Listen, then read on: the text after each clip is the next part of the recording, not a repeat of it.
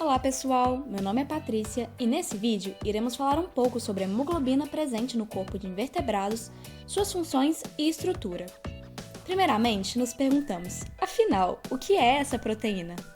A hemoglobina é um componente dos glóbulos vermelhos do sangue e tem como principal função transportar oxigênio para os tecidos.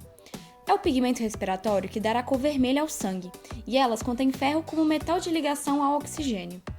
Está entre os pigmentos respiratórios mais comuns em animais e está presente em células sanguíneas de praticamente todos os vertebrados e alguns invertebrados. Entre os grupos principais de invertebrados, a hemoglobina está presente em muitos anelídeos, alguns crustáceos e insetos e poucos moluscos e equinodermos. Mas aí então, qual é a função da hemoglobina? Primeiramente, existem vários tipos diferentes de hemoglobina. Algumas funcionam basicamente no transporte, enquanto outras armazenam oxigênio e depois o liberam durante períodos em que a disponibilidade de oxigênio no ambiente é baixa.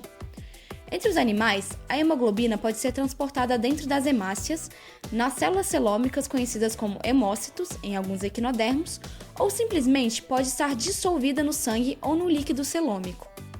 Embora as funções fisiológicas da hemoglobina de vertebrados sejam o transporte de O2 molecular e um papel no metabolismo do óxido nítrico, as funções de hemoglobinas de invertebrados são muito mais diversas. Além do transporte de O2 e armazenamento, eles incluem a facilitação da difusão de O2, reações com sulfeto e seu transporte, papéis complexos e ainda incompletamente elucidados na regulação e metabolismo de óxido nítrico, manutenção do equilíbrio ácido-base, eliminação e detecção de O2, atividades de oxidase e peroxidase e papéis como pigmentos de sombreamento de luz e reguladores da flutabilidade de insetos aquáticos. A respeito de sua estrutura, a hemoglobina é uma proteína globular com estrutura quaternária que apresenta 4 cadeias de globina, que é a parte proteica, ligadas a um grupo M, grupo prostético. O grupo M possui uma estrutura anelar, porfirina, formada por 4 unidades associadas com um íon de ferro. Variações nas cadeias polipeptídicas fazem com que diferentes tipos de hemoglobina sejam observadas. Por isso, essa proteína pode ser de diferentes tipos, conforme a sua composição, estando presente em diferentes quantidades ao longo da vida. Na hemoglobina, temos 4 subunidades, cada uma apresentando sítio de ligação com o oxigênio. À medida que esses sítios vão sendo preenchidos, mais a afinidade por oxigênio aumenta. Isso acontece pois quando uma subunidade capta oxigênio, ela provoca uma alteração na molécula de hemoglobina, que favorece a captação de outras moléculas de oxigênio. Hemoglobinas de não vertebrados, que variam de monômeros a estruturas gigantes de multi-subunidades, ocorrem em locais anatômicos amplamente diferentes, seja no citoplasma de tecidos específicos, células musculares, nervosas e gliais, gametas e etc., ou fluidos corporais periféricos. A partir disso, fica o questionamento. Afinal, qual é a diferença da hemoglobina de invertebrados com a de invertebrados? O metabolismo aeróbico em invertebrados ocorre em face de tremenda variação tanto na disponibilidade externa de oxigênio como na demanda de O2 pelos tecidos. E em contraste aos vertebrados, a hemoglobina ocorre esporadicamente entre os invertebrados.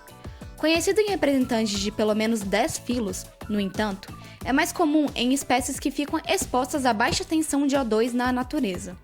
Além disso, as formas portadoras de hemoglobina apresentam grande variação na concentração do pigmento, tanto no tempo quanto de um indivíduo para o outro.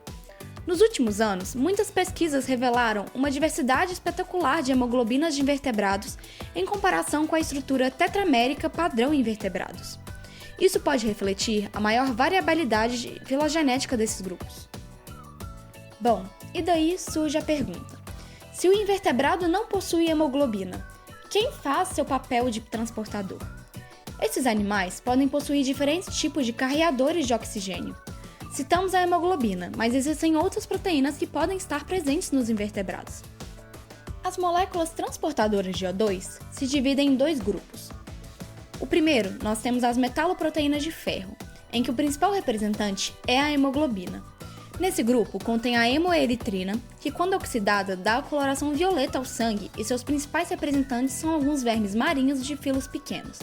E temos também a clorocruorina, que podem dar a coloração verde ao sangue e seus principais representantes são alguns anelídeos marinhos. No segundo grupo, são as metaloproteínas de cobre. Nele, o representante é a hemocianina, que dá a coloração azul à hemolinfa. E como exemplos de animais, temos alguns crustáceos e moluscos. Então, separamos algumas curiosidades a respeito das hemoglobinas em geral. Primeiramente, as hemoglobinas adaptaram-se para reversivelmente ligar-se ao O2. Em segundo lugar, elas são encontradas em bactérias, fungos, plantas e animais, sendo este uma plesiomorfia dos metazoa. Ela é muito variável em tamanho e localização nos animais, seja no músculo, no sistema nervoso, no sangue, tecido extracelular e etc. Muitas vezes, existe mais de um tipo de hemoglobina presente num animal. E elas também auxiliam no suprimento de O2 para células de tecido específicos. Em resumo, é perceptível o quão importante as proteínas carreadoras são para os organismos dos animais. Esperamos que tenham gostado desse vídeo e tenham aprendido um pouco mais sobre propriedades funcionais das hemoglobinas de invertebrados. Até logo!